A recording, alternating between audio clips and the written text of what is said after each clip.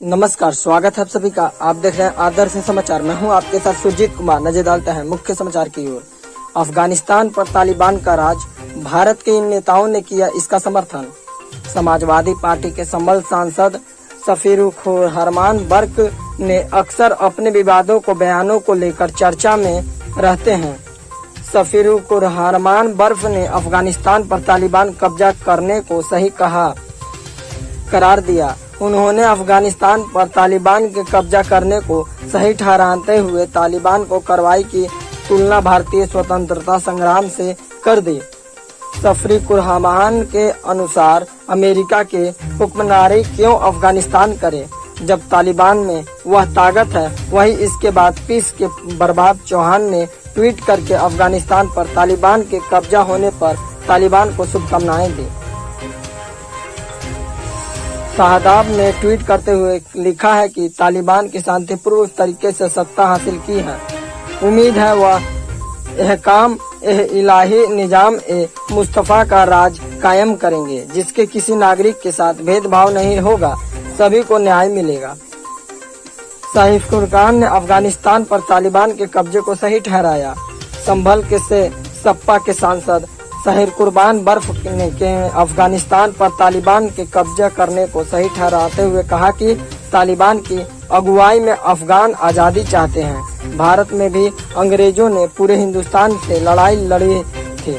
उन्होंने कहा, रहा सवाल भारत तो यहाँ कोई कब्जा करने आएगा तो उससे लड़ने के लिए देश बहुत मजबूत है। इससे पहले सफीरुखरमान ने दिया था विवादित बयान। आपको बता दें कि इससे पहले भी सफीरुखरमान ने अपने विवादों को बयानों में चर्चा में रहे थे। इसके पहले सफीरुखरमान ने कहा था कि कोरोना कोई बीमारी नहीं है। कोरोना अगर बीमारी होती तो दुनिया में इसका इलाज होता। उन्होंने आगे कहा था कि यह बीमारी सरकार की गलतियों की वजह से आजे इलाही है, जो कि अल्लाह के सामने रोककर गिड़गिड़ाती माफी मांगने से खत्म होगी।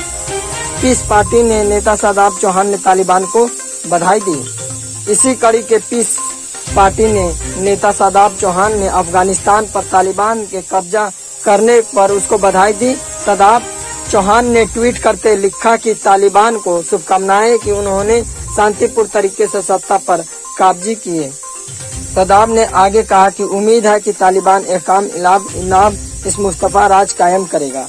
शाहदाब ने ट्वीट पर भड़के लोग। शाहदाब चौहान के इस ट्वीट के बाद सोशल मीडिया यूजर्स भड़क गए और शाहदाब चौहान को जमकर ट्रोल किया। उसके इस ट्वीट बड़ी संख्या में लोगों ने शेयर किया, जिसके बाद शाहदाब चौहान ने एक और ट्वीट करके अपनी सफाई दी।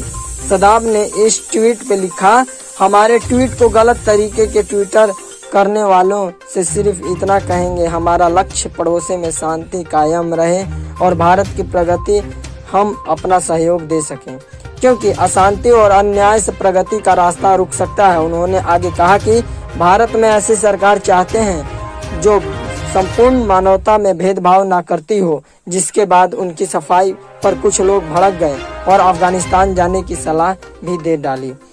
बीजेपी ने शाहदाब चौहान के बयान की निंदा की।